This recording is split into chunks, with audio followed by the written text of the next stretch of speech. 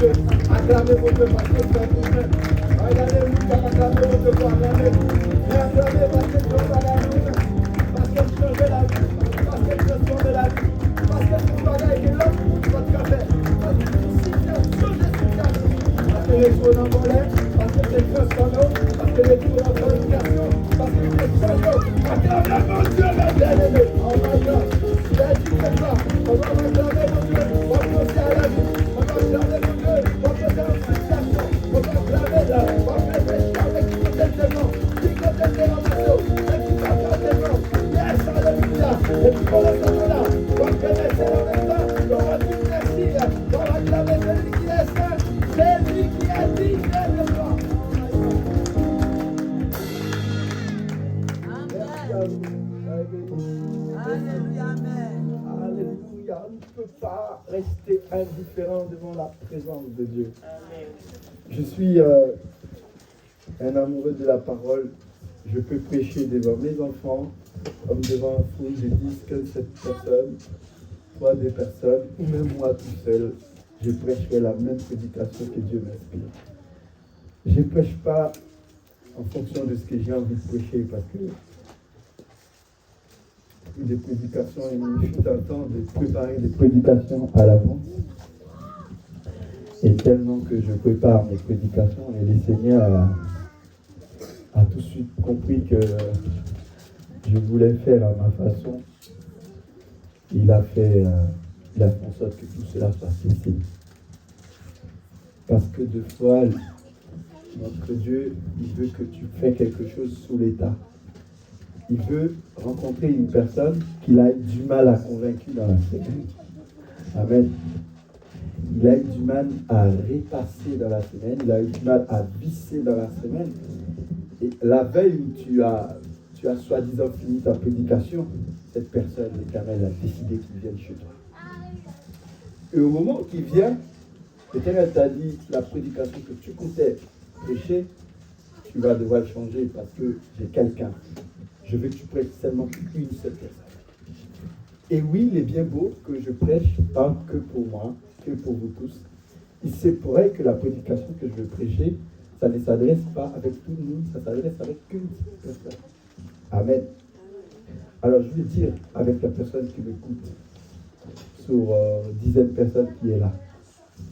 Si vous faites partie de ceux à qui l'Éternel veut parler, faites bien l'oreille pour entendre.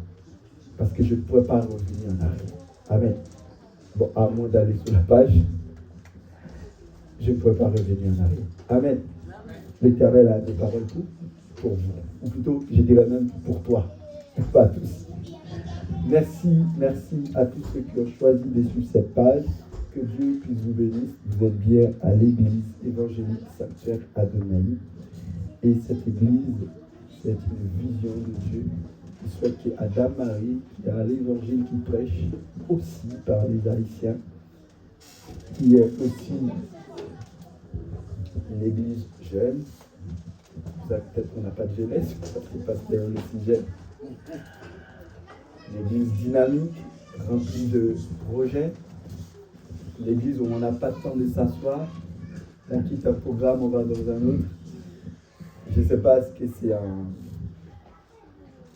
c'est parce que je suis trop jeune.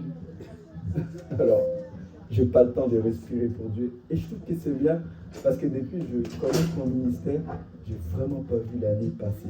Parce qu'à peine on commence dans ça, on est déjà dans ça, on court déjà dans ces mois-là, on attend déjà ce mois-là qui arrive pour faire ça. Alors du coup, l'année termine. On se demandait quand il a commencé, quand il a terminé. On attend déjà le prochain.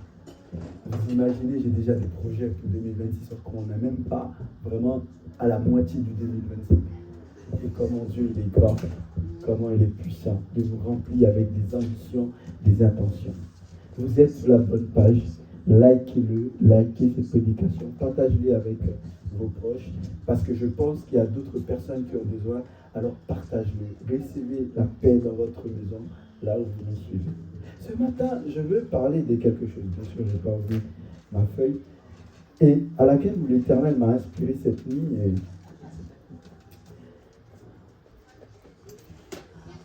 toute cette semaine, je passais à étudier quelque chose. sous l'eschatologie et je pensais quelque chose comme ça que j'allais vous parler. Mais non, l'Éternel l'a voulu ainsi. Je vais dire cela. Dieu peut transformer votre potentiel. Amen. Amen. Est-ce qu'il y a quelqu'un qui m'entend? Amen. Si vous l'entendez, répétez-le avec moi, ensemble. 3, 4. Dieu peut transformer mon potentiel. On reprend une dernière fois. Dieu peut transformer mon potentiel. Bon, je dis votre potentiel parce que je prêche à vous, mais on change un peu le vôtre à moi. À mon. Amen. Reprenons une dernière fois. Dieu peut changer mon potentiel. Amen. Dieu peut changer. Alors, quand je dis Dieu peut changer ou transformer mon potentiel, cela veut dire qu'il y a des choses que vous en avez, il n'est pas adapté, il n'est pas assez forgé. Amen. Vous n'êtes pas d'accord? Joseph est un gouverneur depuis la naissance, mais pourtant il était quelqu'un qui pouvait parler à tout moment.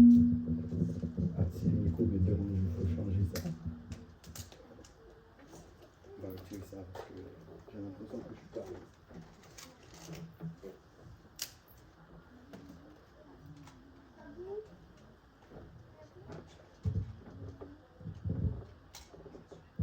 David était un roi, mais pourtant il ne vivait pas dans un palais. Il en avait la capacité, mais pourtant il ne vivait pas à l'endroit où il devrait vivre. Amen. Et j'en passe.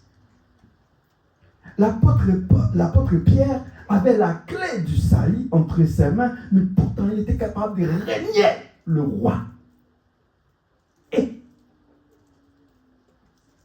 quand on vous parle de transformation, il y a toujours des personnes qui voient, ah oui, Dieu m'a fait telle promesse. Mais est-ce que vous êtes prêts pour l'accomplissement de la promesse? Prêchez avec moi là. Est-ce que vous êtes prêts pour l'accomplissement de la promesse? Alléluia. Il ne faut pas attendre que Dieu vienne te donner quelque chose alors qu'il sait parfaitement si tu le donnes, tu es capable de bousiller des choses avec. Il y a des personnes que Dieu veut que tu restes célibataire même à l'église parce qu'il sait le jour que tu es marié, tu ne viendras plus à l'église. Mais vous me direz tout, mais pasteur, mais oui, c'est parce que. Ouais, non, parce que si tu es marié, l'homme que Dieu te donnera risque de te faire plus piéger à la maison qu'à l'église. Alors la transformation, c'est quoi? La transformation, c'est quoi? Bien entendu, mes bien-aimés, la transformation, c'est le caractère. Caractère, c'est la formation. Je répète, pardon. La transformation, c'est la formation d'aspects, de caractère et de nature. Réponds avec moi. La transformation, c'est la formation des c'est pas tout. Et de votre aspect. Oh Seigneur. Alléluia.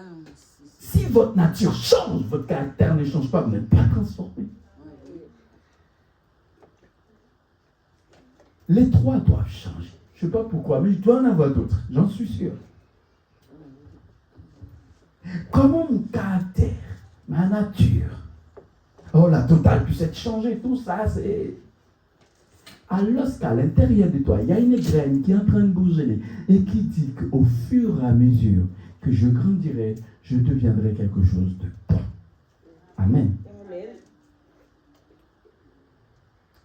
Vous n'avez jamais vu un grain de maïs qui est planté dans la terre, qui ne suit pas le processus avant de devenir cette fameuse maïs que vous allez manger, avant qu'il se multiplie, mais il y a un processus qu'il doit suivre.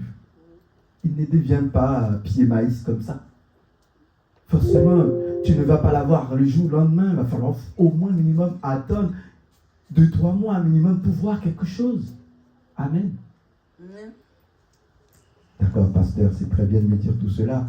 Oui, mais comment changer ma nature? Comment changer mon aspect? Comment changer tout cela? Comment tout cela peut être changé? Je gratte les têtes parce qu'il y a un passage qui m'étonne.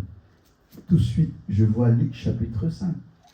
Luc chapitre 5, verset 27 jusqu'au verset 31. Après cela, Jésus sortit et il vit un publicain nommé Lévi, assis au lieu des péages. Il dit, suis-moi. Laissant tout, il s'éleva et le suivit. Amen.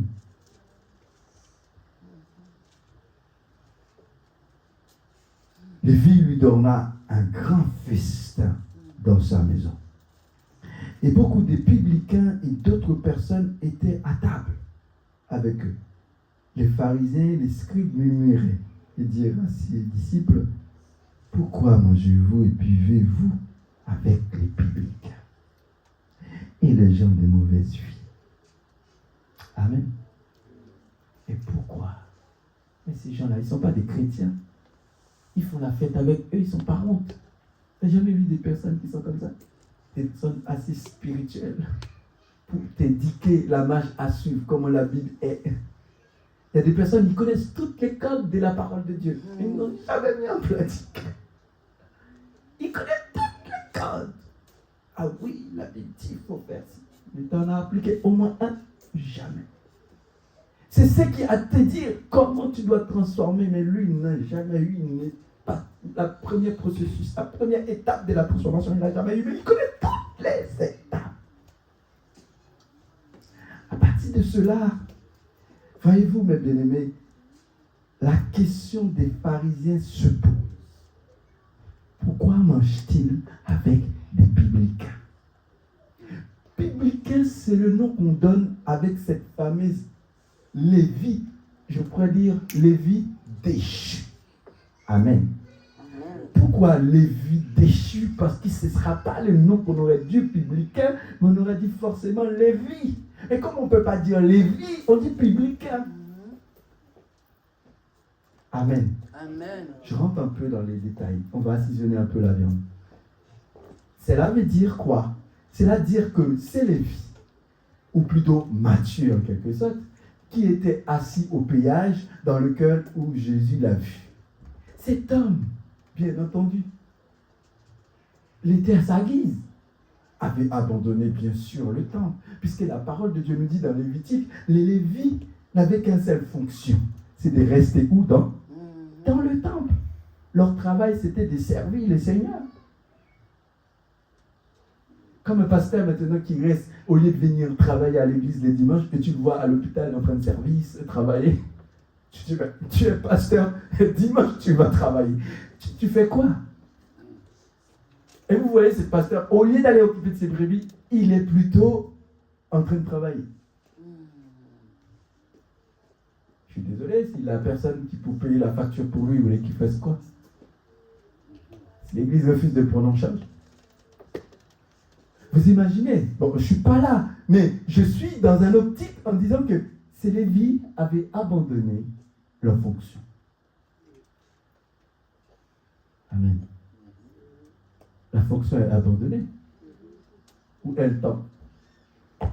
Il n'est plus là. Or, pendant qu'il est assis au péage, en train de régler ses affaires, voilà les machines de la gloire se mettent en route pour Matthieu. Et ce n'est pas tout. Ce n'est pas tout si on parle un peu de cette Lévi qui est assis, qui menait maintenant à notre vie. Ça y est, on ne vivait plus pour la chasteté, on ne vivait plus pour le temple, on vivait pour soi-même. Quelle transformation ici. Moi je dirais même, cette Lévi est passée, au lieu de transformer ici, c'est quoi le mot? Il s'est déformé. Lorsque vous voyez votre table, au lieu que ça s'améliore, ça s'empire, vous dites qu'il est déformé. Quand vous allez à l'école, vous voyez au lieu de la personne apprendre, et son niveau s'abaisse, il dit qu'il s'est déformé. Il n'apprend rien. À la minute près. Matthieu est dans cet état. La Bible nous dit, il avait les moyens, jusqu'à inviter Jésus à sa maison. Amen. La Bible nous dit, il invite le roi des rois, il invite les seigneurs des seigneurs dans sa maison. Mais quelle est cette clarté d'inviter un roi chez toi? Et je comprends à ce moment-là, eh bien oui, il a invité Jésus parce qu'il était fier. Ce n'est pas tout le monde qui tu invites chez toi qui sera fier d'être chez toi. Il y a des personnes, quand ils viennent chez toi, c'est un journal qui vient écrit sur toi, hein, tu vois. Il y a des portes que tu ouvres pour des personnes qui puissent rentrer chez toi. En fait, c'est BFM TV que tu donnes accès, tu vois. Je ne sais pas si quelqu'un comprend ce que je dis, hein. Amen. Accès avec BFM TV. Accès avec des personnes d'entrer dans des dimensions qu'ils n'auraient pas dit d'entrer. Donc déjà, le pauvre Matthieu les invite chez eux. Au lieu de les remercier, il se trouve des choses à dire. Au contraire.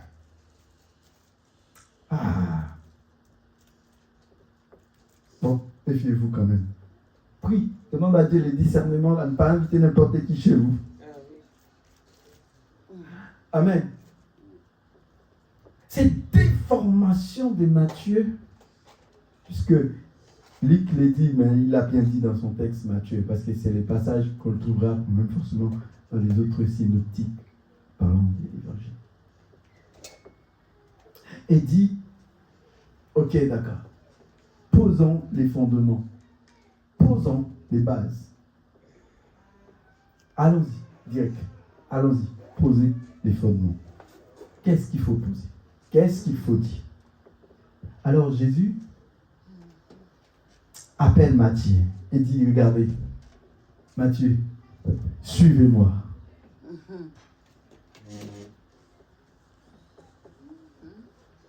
Suivez-moi. La Bible nous dit, Matthieu ne s'est même pas réfléchi. Il n'a pas dit, mais j'ai de l'argent à gagner là.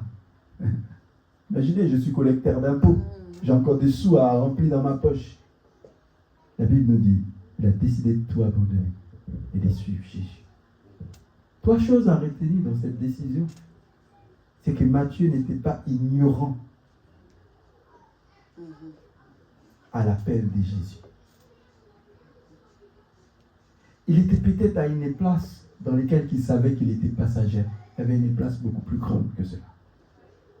Beaucoup d'entre nous prendraient du temps à se dire, ah non, j'ai trop perdu. Mais qu'est-ce qui est plus important dans ta vie que Jésus? Oui, je dis souvent, qu'est-ce qui est plus important dans ta vie que Jésus?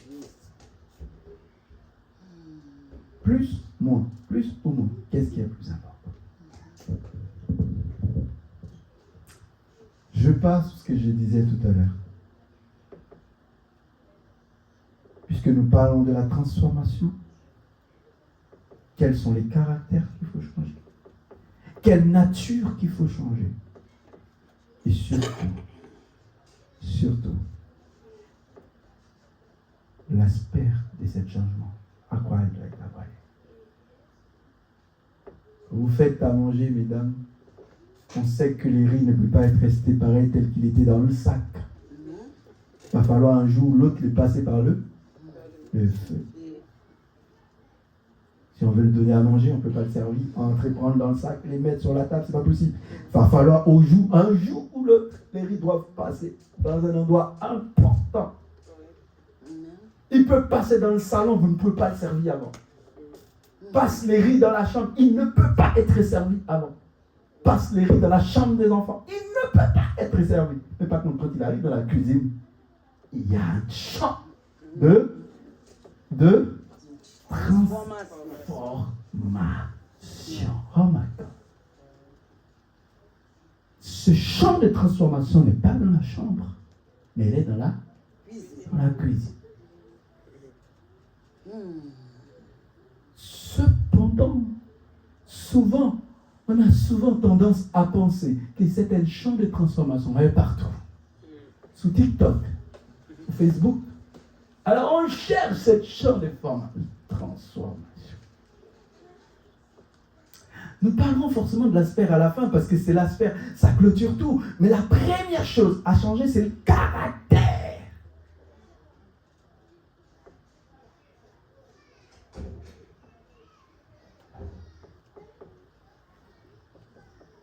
Dans Galates chapitre 5, verset 16, puis-moi, s'il te plaît. Marchez selon l'esprit. Il y a une directive à prendre. Il y a un endroit à aller. Il dit comment? Marcher selon l'esprit. Dès que tu seras là, tu me dis. C'est pas selon mon copain. C'est pas non plus selon Darlene. Parce que je peux vous dire, je reçois des ordres. Hein?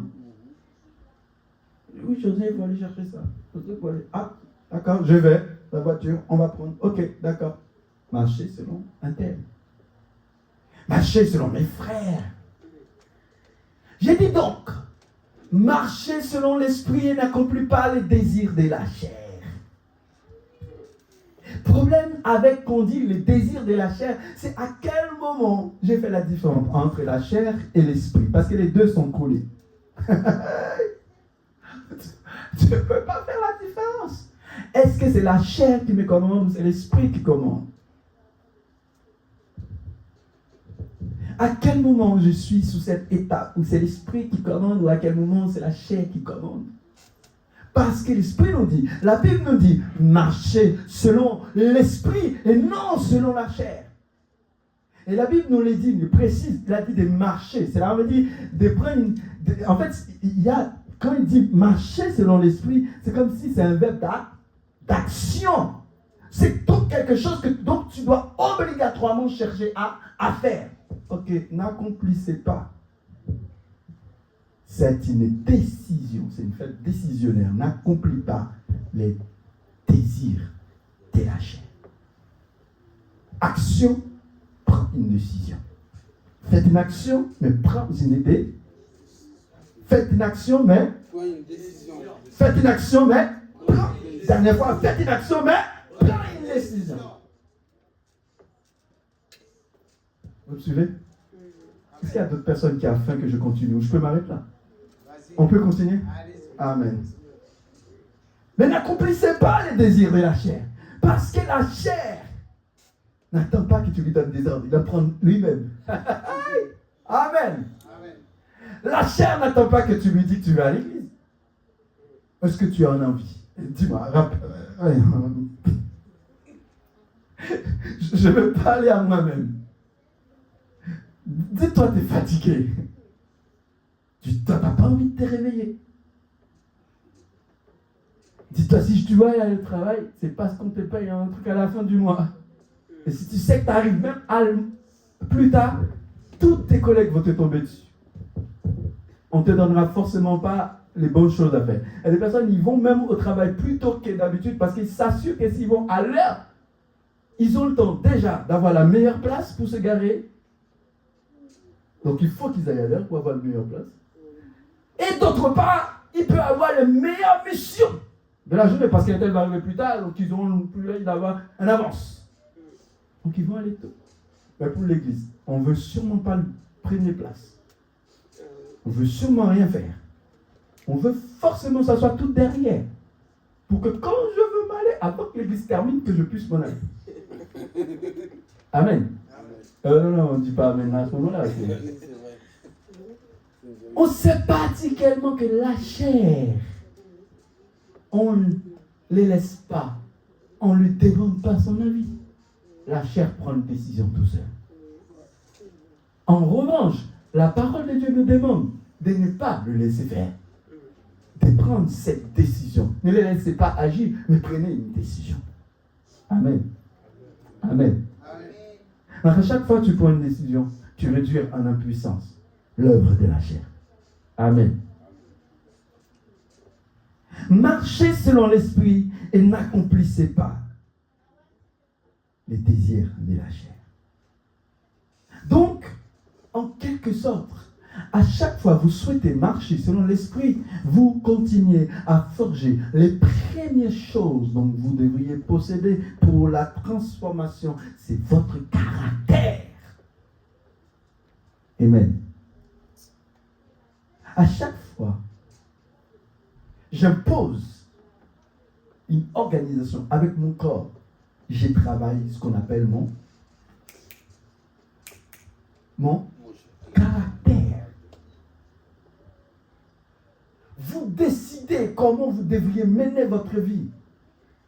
Pas marcher comme des personnes qui vivent dans la vie, qui vivent dans le paresse, qui marchent selon ce que ma copine me dit, ce qu'elle m'avait dit avant, ce qu'elle m'a dit après, qui marchent selon ce qu'on m'avait enseigné avant, mais qui décide de forger un caractère. Non selon les autres, mais selon moi. Lui, il a le droit de faire ça, mais pas moi. Souvent, mes gamins me disent, oui, mais ils ont le droit de faire ça, ils vont chez un tel, ils vont chez un tel. Je dis, mais eux, c'est pas moi qui est leur parent. On est d'accord? C'est pas moi, leurs parents. Donc, ils ont le droit de faire ce qu'ils veulent. Mais toi, tu es mon fils. Je veux voir mon caractère chez toi. Amen. Amen. Amen. Et quand tu marches avec Dieu, Dieu veut voir son caractère où? En toi. Et donc c'est pour cela, quand on voit que tu es feignant, on dit tu as l'œuvre de la chair en toi. Parce que l'œuvre de la chair, c'est l'œuvre du diable. Mais quand on voit que tu es organisé, tu es respectueux, tu sais ce que tu fais. Ah, on a envie de te donner des responsabilités. Parce qu'on ne voit pas, tu n'es pas n'importe qui. Tu n'agis pas dans n'importe quelle condition. Alors donc, dans ce caractère, nous sommes des personnes qui sont capables de décider son planning, qui est capable de gérer ses affaires, qui est capable de prendre des décisions concrètes. Et la troisième, qui sait à quel moment il est dans une bonne ou une mauvaise place.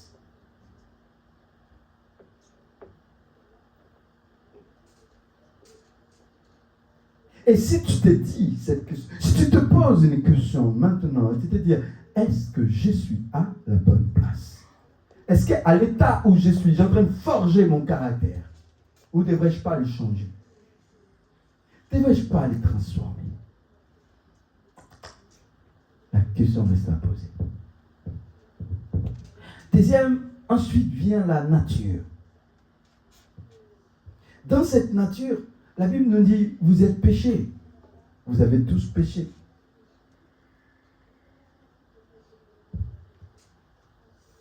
Colossiens chapitre 3, je pense. 9 à 10.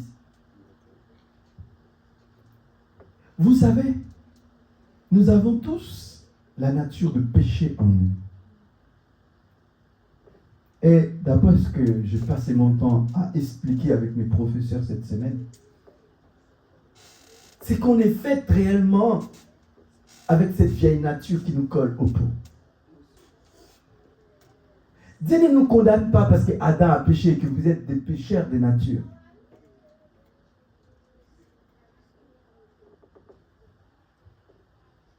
Mais Dieu nous condamne parce que nous refusions de nous dépouiller.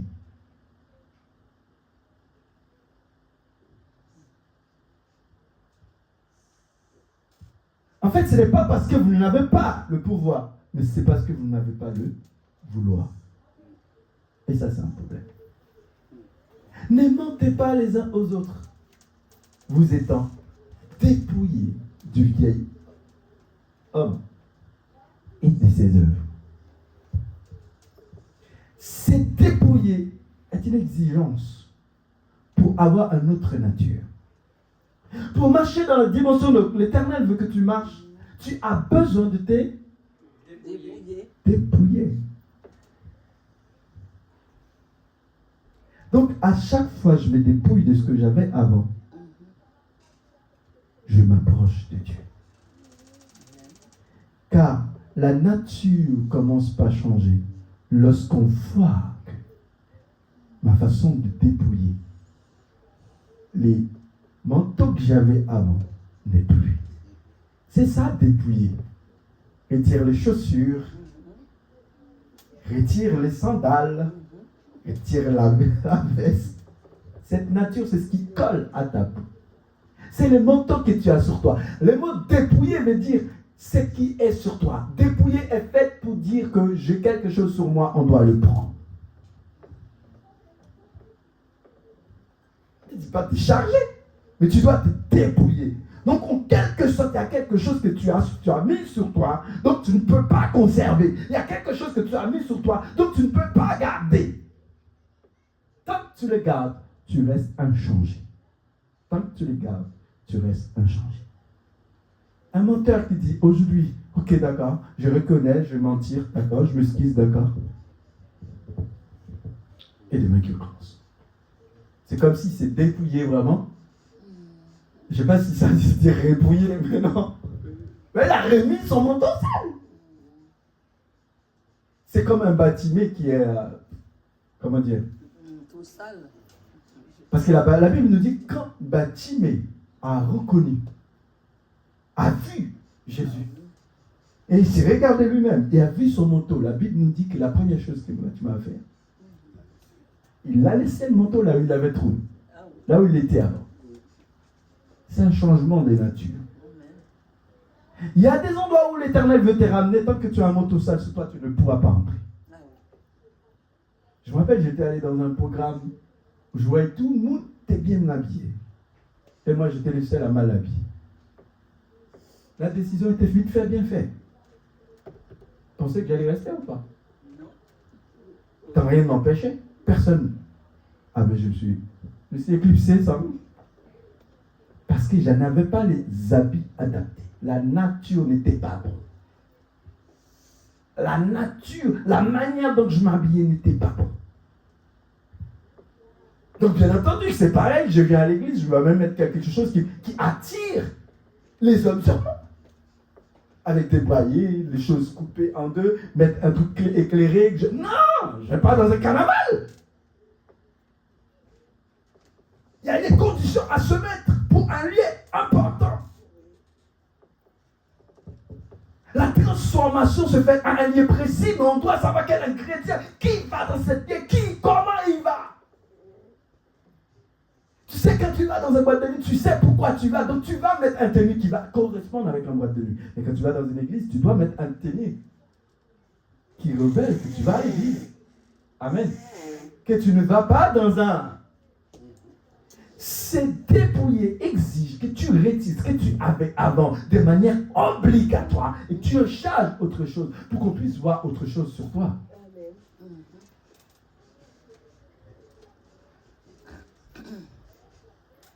Alors, caractère change, la nature change. La nature change. La transformation du péché. Jésus veut que tu te transformes parce que le Père ne veut pas te voir avec cet péché sur toi. Je ne parle pas du péché, mais du péché. Et j'explique toujours que Jésus, lorsqu'il est venu mourir, il n'est pas venu pour les péchés, mais il est venu pour les péchés. Je fais une différence entre péché et pécheur.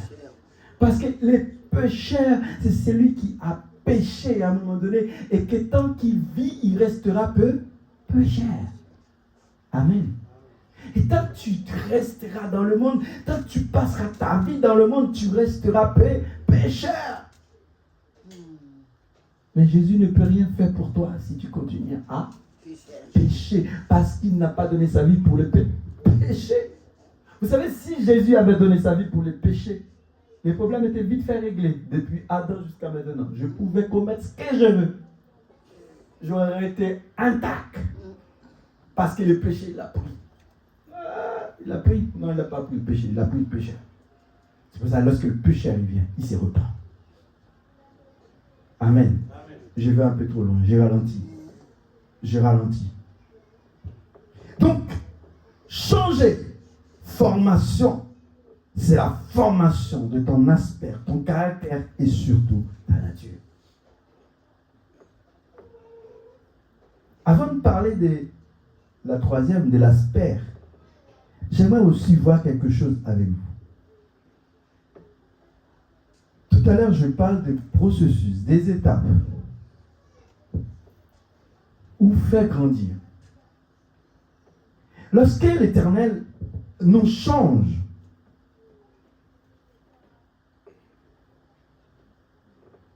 il y a une chose, il fait grandir en nous. Amen. Il fait grandir quelque chose d'important en nous. Yes. Et quelle est cette petite chose que l'Éternel nous fait grandir? Parce que je peux dire, Dieu peut transformer mon potentiel. Parce qu'à l'intérieur de toi, qu'est-ce qu'il y a? Amen. Ce qui te ramène à la maison du Père, ce qui te ramène à la maison, ce déclic qui te pousse à ne pas rester à la maison, c'est important. C'est le petit potentiel que tu as. Mais de même que tu l'as, si tu ne prêtes pas garde, si tu ne prêtes pas attention, tu peux facilement les laisser dans l'oubli. En fait, sans le savoir, c'est les plus petites choses dont vous devriez améliorer, prendre le temps de prendre soin afin qu'ils puissent grandir en vous. Malheureusement, nous, en tant qu'enfants de Dieu, on les laisse tomber. Comme les enfants, des fois, vous avez un enfant, vous ne décidez pas de corriger depuis petit avec sagesse, et quand il est grand, vous êtes des parents robots et qui pensent pouvoir changer vos enfants parce que le problème est trop grand, le problème est trop élevé, je ne sais pas quoi faire. Non! Là, tu pries bien en avance, avant que ça grandisse. Et il est très important de voir les choses comme ça, parce que vous voulez ou non, votre petit potentiel, les plus petites choses que Dieu a mis en vous, croyez-le ou non, il grandira, il se forgera tôt ou tard, avec vous ou sans vous.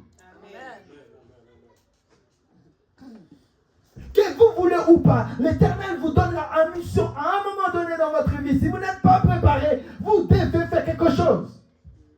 Vous allez le faire avec potentiel ou sans potentiel. Il vous chargera un jour ou l'autre dans votre vie. C'est à vous en tant qu'enfant de Dieu, vous devez vous dire, est-ce que vous êtes préparé? Est-ce que vous avez été transformé? Est-ce que vous êtes déformé pour le faire?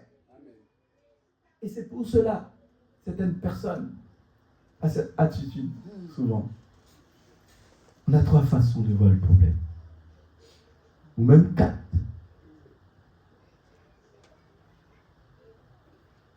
Il y a des personnes, lorsque les problèmes les tombent sur la tête, oh Seigneur, je ne sais pas quoi faire. On est dans la prière. Oh, l'Éternel va faire.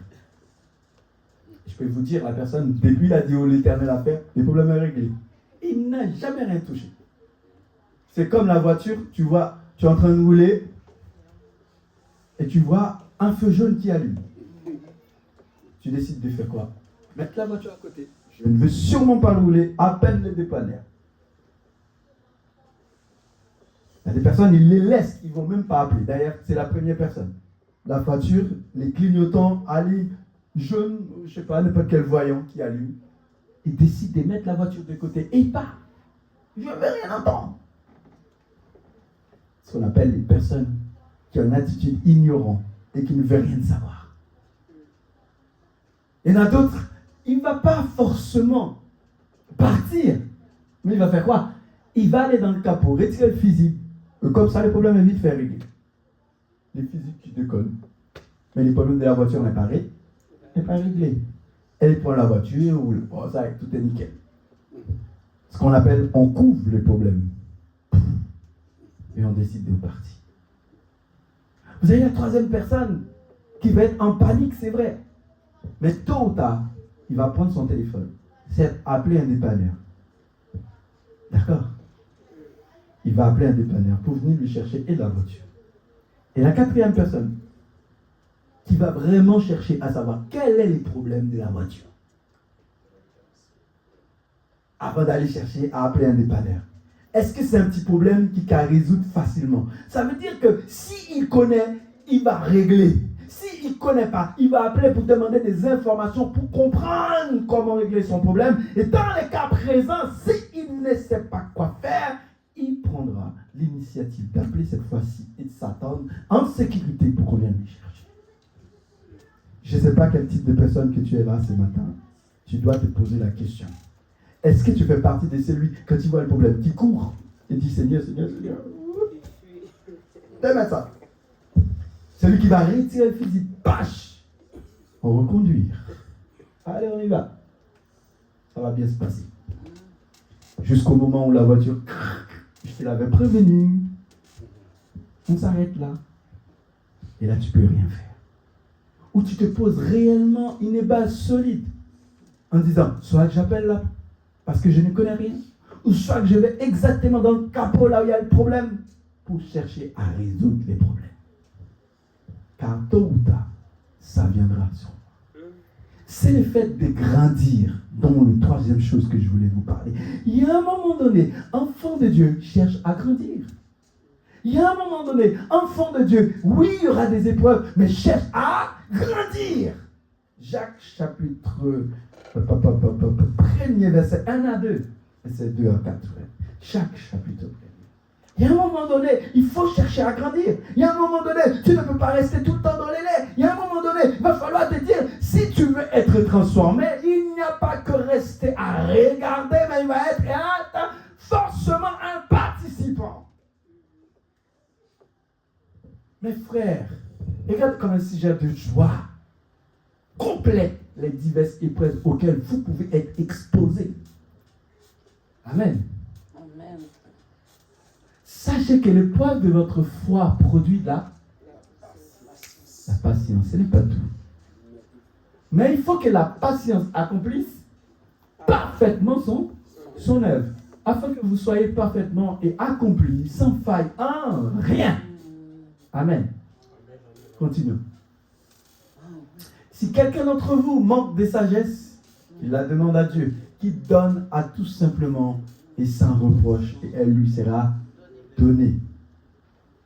C'est ma dernière texte, non? C'est la dernière. Mais qu'il la demande avec foi sans douter, car celui qui doute est semblable aux fleurs de la mer, agité par le vent, tous ceux de côté et d'autres. Amen. Arrêtons là. L'apôtre Jacques dit, celui qui a la mauvaise attitude, un coup il se dit, je dois aller faire ça. Oh non, laisse pas, c'est pas grave, c'est rien, c'est pas méchant, ça va aller, laisse tomber, comme ça, c'est lui qui ne veut pas prendre des décisions. Il met tout dans la main du Seigneur. Ou je suis trop spirituel. Pourquoi qu'il ne faut pas mettre ma main dedans? Mais c'est un miracle que j'attends de Dieu. Mais tu risques de jamais avoir le miracle. Et tu feras quoi? Tu diras que Dieu m'a abandonné? Ou tu diras que tu es assez feignant pour mettre ta main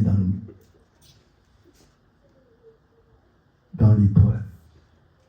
Il y a des personnes qui aiment les gloires, mais ils n'attendent pas à avoir les épreuves. Des fois, l'Éternel peut te briser. Il peut te faire confronter avec du viol. Mais pour mieux te forger en esprit. Les grandes gloires ne réservez pas aux petits enfants. Vous pouvez essayer de faire vos enfants. Vous pouvez essayer de dire avec vos enfants, oui, tu es une princesse, tu seras une princesse. Ok, mais le jour où il va devoir confronter à l'épreuve d'une dame qui va devenir une princesse, une grande dame demain, il va falloir que tu vas falloir entrer dans l'épreuve. C'est ça qui va forger ses caractères. Tôt ou tard, tu ne peux pas vouloir tout le temps apprendre du sucre, des bonbons. C'est quand tu vas manger un bon viande, une bonne nourriture qui va faire quelque chose pour ton estomac. Car tant que tu commences à manger du sucre, il détruit ton organisme. Il y a des personnes qui préfèrent prendre du sucre. Ils n'aiment pas l'épreuve. Parce que l'épreuve, c'est un temps où je dois mastiquer, manger correctement, faire l'effort. Tout comme on nous dit souvent, au lieu de prendre un médicament, fais du sport. Mais non, je veux pas de sport, prends un médicament. Et on sait parfaitement si quelqu'un fait du sport. Le sport, c'est l'épreuve, c'est dur, c'est l'endurance. Faites l'expérience. Quand vous avez une grosse douleur et vous sentez que vous n'arrivez pas, allez dehors, faites du sport, faites bouger un peu vos jambes. Vous verrez la différence avec la douleur qu'il y avait avant et la douleur après. Parce que l'endurance produit quelque chose. Mais vous ne le verrez pas comme ça. Parce que vous êtes du genre à attendre que les autres fassent pour vous. Que Dieu fait pour vous. Il n'a pas assez fait. Ah, il a donné Jésus à la croix, il n'a pas assez fait.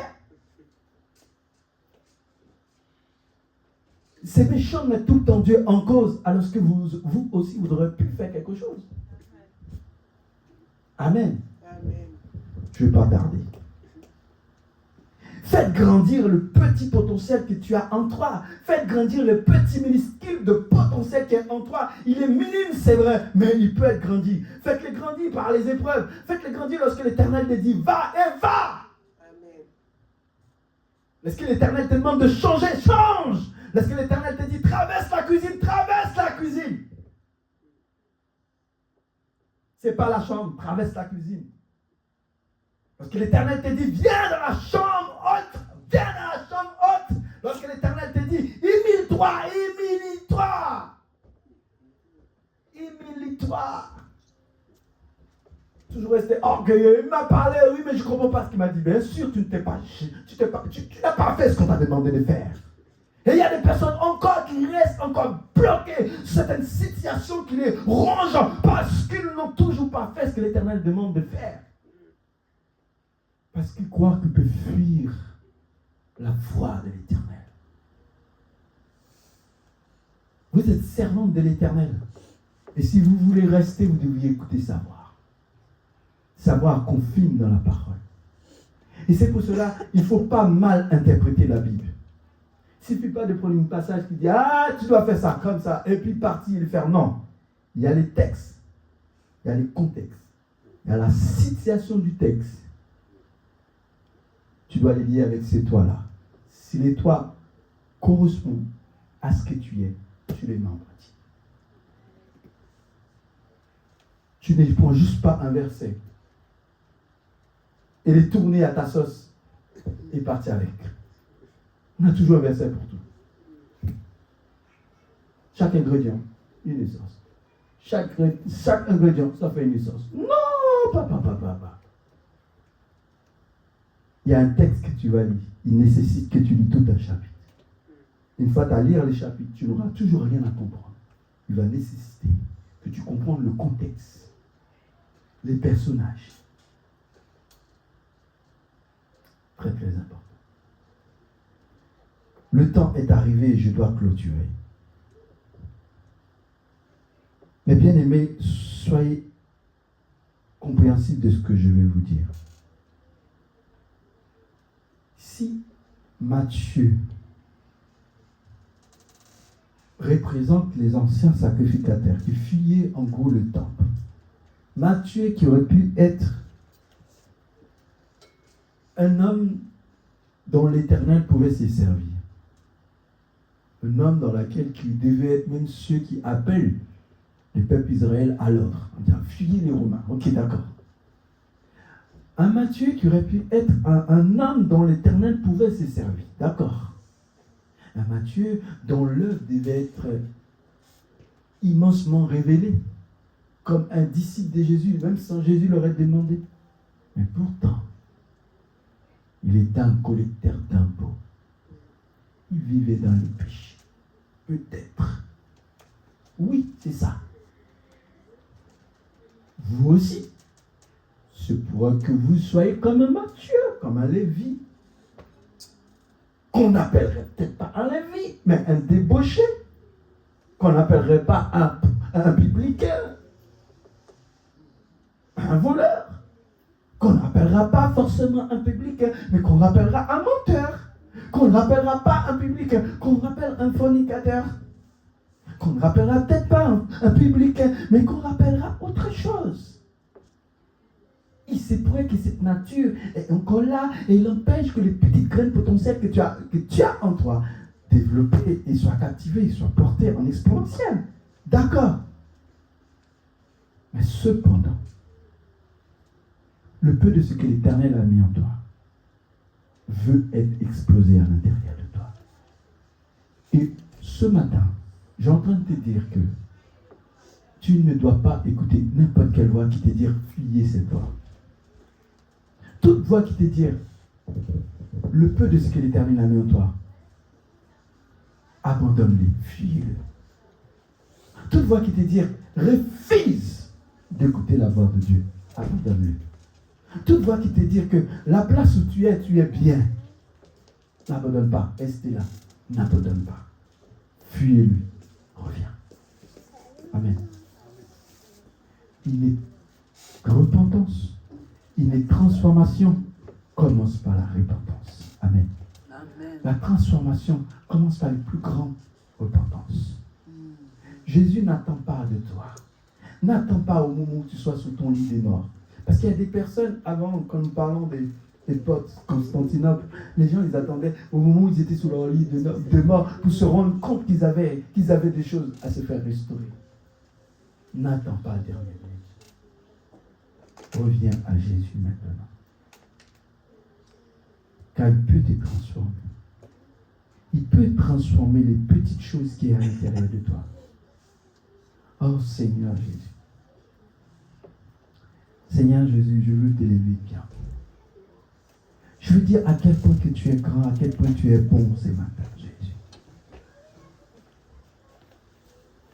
Rien de ce qui est précieux vaut plus que l'or. Tu es le Dieu qui change. Tu es le Dieu qui transforme.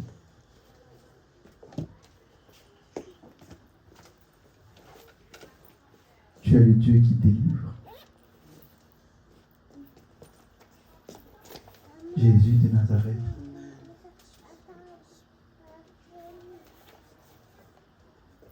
Nous voulons nous apporter un regard sur toi. Nous voulons apporter un regard sur nos frères, sur nos sœurs, Père qui est là.